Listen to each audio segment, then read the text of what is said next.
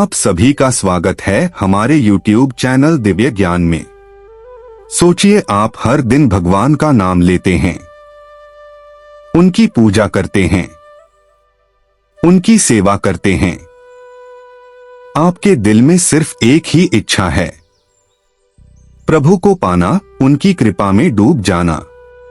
लेकिन तभी जीवन में तूफान आ जाता है। कभी अचानक आर्थिक तंगी, कभी रिश्तों में दरार, कभी सेहत बिगड़ जाना, कभी अपनों का साथ छूट जाना, और आप अंदर से हिल जाते हैं। आंखों में आंसू और दिल में सवाल है, भगवान मैंने तो आपका साथ कभी नहीं छोड़ा, फिर आप मुझे इन तकलीफों से क्यों गुजार रहे हैं? पर महज योगानंद जी कहते हैं, यह दुख, यह कठिनाई आपके और भगवान के बीच का सबसे पवित्र संवाद है।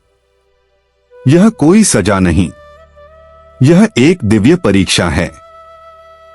जैसे माँ अपने बच्चे को तैरना सिखाने के लिए थोड़ी देर छोड़ देती है ताकि वह अपने पंखों पर भरोसा करना सीखे, वैसे ही भगवान भी अपने प्रिय भक्त को जीवन की गहरी नदी में उतारते हैं ताकि वह भीतर छुपी शक्ति और विश्वास को पहचान सके। आज हम इस रहस्य को खोलेंगे। भगवान अपने भक्त से परीक्षा क्यों लेते हैं, कैसे लेते हैं, और इन परीक्षाओं को पार करने का राज क्या है? परमहंस योगानंद जी कहते हैं, भगवान अपनी सबसे कठिन परीक्षाएं उन्हीं को देते हैं जिनसे उन्हें सबसे अधिक प्रेम होता है। यह वाक्य सुनते ही मन में सवाल उठता है, प्रेम करने वाला कैसे कठिनाइयां दे सकता है? पर सच्चाई यही है कि प्रेम का असली स्वरूप कभी आत्मा को कमजोर नहीं बनाता, बल्कि उसे इतना मजबूत करता है कि वह संसार की हर आंधी में भी प्रभु के चरणों से डिग ना सके। भगवान की परीक्षा का अर्थ यह नहीं है कि वे हमें गिराना चाहते हैं। यह उस लोहे की तरह है जिसे तलवार बनाने से पहले आग में तपाया जाता है। जैसे जैसे वह आग से गुजरता है, उसकी मजबूती और धार बढ़ती जाती है। उसी तरह हमारी आत्मा को दिव्य स्वरूप में ढालने के लिए भगवान हमें जीवन की कठिन परिस्थितियों में डालते हैं ताकि हम अपनी छुपी हुई शक्ति और विश्वास को पहचान सके। ईश्वर की परीक्षा कई रूपों में आती है। कभी यह हमारे भौतिक जीवन को हिला देती है, हमारी संपत्ति, सुख सुविधा या आराम छीन जाते हैं। यह हमें सिखाने का तरीका है कि असली सुख बाहरी चीजों में नहीं बल्कि भगवान के प्रेम में है। कभी यह हमारे रिश्तों के माध्यम से आती है। कोई हमें छोड़ देता है, कोई गलत समझता है, कोई हमें चोट पहुंचाता है। यह भी हमें यह याद दिलाने का तरीका है कि हमारी सबसे गहरी भावनात्मक सुरक्षा केवल ईश्वर में है, ना कि किसी इंसान में। कभी यह हमारे स्वास्थ्य के जरिए आती है। जब शरीर कमजोर पड़ जाता है और हम हर दिन दर्द या असुविधा में जीते हैं, तब भगवान हमें यह सिखा रहे होते हैं कि आत्मा की शक्ति शरीर से कहीं अधिक है। और कभी यह हमारी आध्यात्मिक साधना में आती है। जब पहले ध्यान में जो शांति मिलती थी वह अचानक कम हो जाती है, तब भी यह एक परीक्षा है कि क्या हम बिना अनुभव के भी प्रभु पर अडिग रहेंगे। भगवान यह परीक्षाएं क्यों लेते हैं? योगानंद जी कहते हैं कि इसका पहला उद्देश्य हमारी भक्ति को शुद्ध करना है।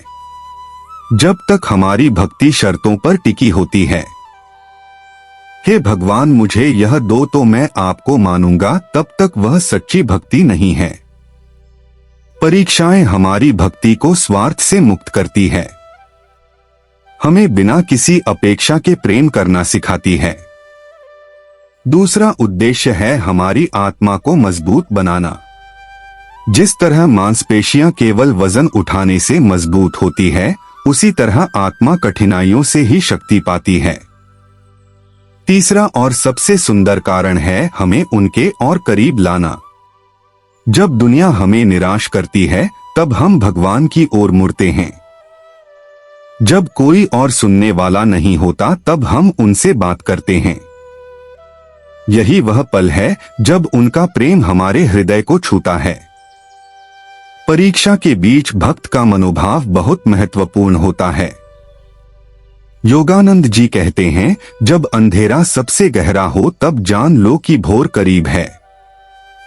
कठिन समय में हमें यह याद रखना चाहिए कि भगवान हमें छोड़कर कहीं नहीं गए हैं। यह परिस्थिति अस्थायी है और हमारी आत्मा इससे बड़ी है। जो परीक्षा हमें मिली है वह उनके प्रेम की निशानी है और इसके अंत में कोई ना कोई आशीर्वाद जरूर छुपा है। एक प्रेरक कहानी है।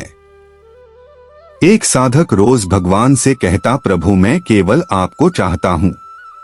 एक दिन उसकी सारी संपत्ति आग में जलकर राख हो गई। लोग कहने लगे, लगता है भगवान ने तुम्हें छोड़ दिया। लेकिन वो मुस्कुराकर बोला, अब मैं उनसे और करीब हो गया हूँ, क्योंकि अब मेरे और उनके बीच कोई दीवार नहीं बची। कुछ महीनों बाद उसी स्थान पर उसे आश्रम बनाने के लिए भूमि मिली, जहां हजारों लोग प्रभु का नाम लेने लगे। जो पहले नुकसान लगा था वह आगे चलकर आशीर्वाद बन गया। अधिकतर लोग परीक्षा के समय दो गलतियां करते हैं, भगवान पर संदेह करना और केवल भौतिक उपायों पर निर्भर रहना। लेकिन योगानंद जी कहते हैं, ईश्वर पर विश्वास तब असली होता है जब परिस्थिति असंभव लगती है और आप फिर भी उन्हें थामे रहते हैं। जैसे एक बच्चा गिरकर भी बार बार उठता है और मां की आंखों में गर्भ भर देता है, वैसे ही जब भक्त टूटने के बाद भी उठकर प्रभु का नाम लेता है तब भगवान का हृदय पिघल जाता है। यही वह क्षण है जब उनकी कृपा अवतरित होती है।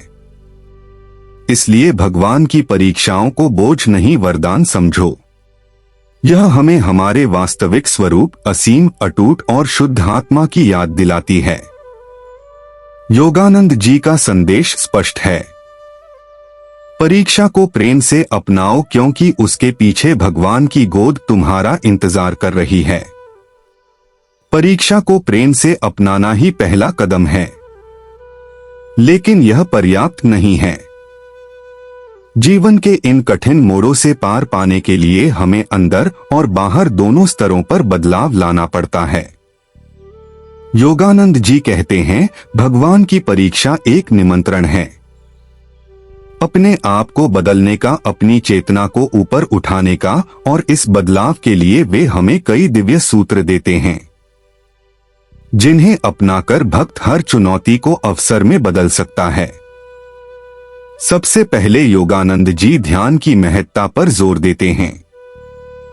ध्यान सिर्फ एक आध्यात्मिक अभ्यास नहीं, बल्कि वो शक्ति स्रोत है जो हमें भीतर से स्थिर करता है।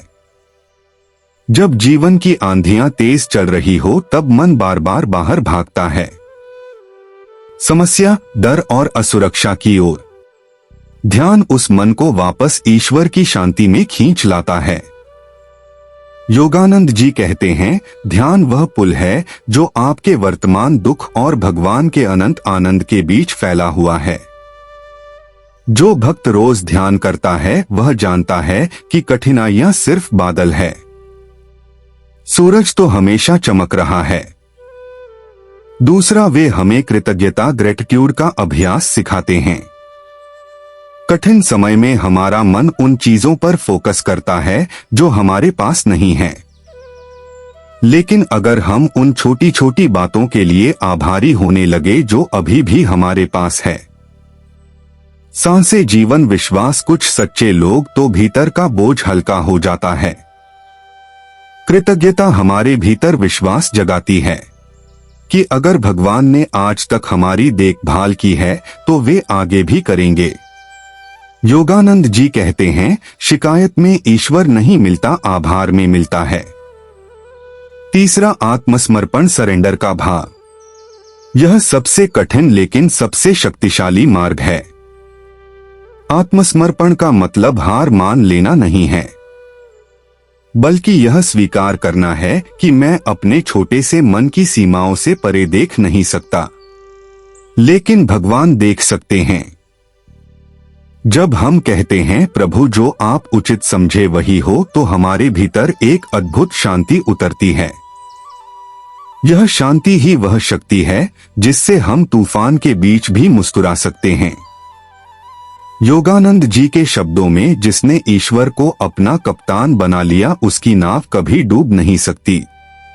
चौथा, सेवा सर्विस का मार्ग अजीब लगता है। जब हम खुद कठिनाई में हो तो दूसरों की मदद कैसे करें, लेकिन यही वह रहस्य है जो हमारी आत्मा को ऊपर उठाता है। जब हम किसी और के जीवन में प्रकाश लाते हैं तो हमारा अंधेरा कम हो जाता है। सेवा हमें यह एहसास कराती है कि हम अकेले नहीं हैं और जीवन केवल मेरा नहीं बल्कि हमारा है। योगानंद जी कहते हैं, जिसने दुख में भी दूसरों के लिए मुस्कुराना सीख लिया वही ईश्वर का सच्चा बच्चा है। पांचवा, धैर्य और स्थिरता। भगवान की परीक्षाएं कभी भी जल्दी खत्म नहीं होती क्योंकि उनका उद्देश्य हमारी जड़ तक बदलाव लाना है। यह बदलाव समय लेता है और इस दौरान हमें धैर्य की सबसे अधिक आवश्यकता होती है। धैर्य का मतलब सिर्फ इंतजार करना नहीं बल्कि इंतजार करते हुए विश्वास बनाए रखना है। यह विश्वास कि हर पल चाहे वह कैसा भी दिखे हमें ईश्वर के और करीब ला रहा है। योगानंद जी अक्सर कहते थे कि परीक्षा के समय 3 चीजें कभी मत छोड़ो।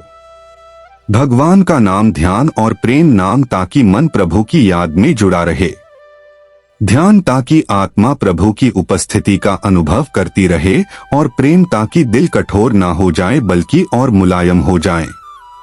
एक बार योगानंद जी के एक शिष्य ने उनसे कहा, गुरुदेव मैं इतनी कठिनाइयों में हूं कि लगता है अब और नहीं सह सकता। योगानंद जी मुस्कुराए और बोले, अगर तुम अभी रुक गए तो तुम उस खजाने से वंचित रह जाओगे जो इस परीक्षा के पार है।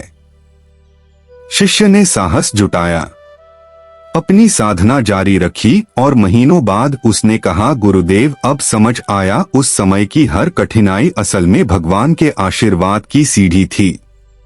कभी कभी हम सोचते हैं कि भगवान हमें हमारी क्षमता से अधिक दे देते हैं, लेकिन सच यह है कि वे हमें वही देते हैं जो हमारी आत्मा सह सकती है और जिससे वह बढ़ सकती है।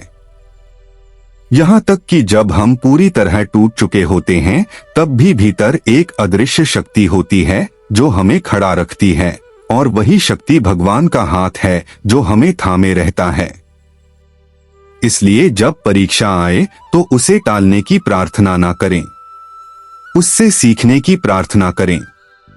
कहे, प्रभु मुझे यह सिखाएं कि इस अनुभव से मैं आपके और करीब कैसे आ सकता हूँ।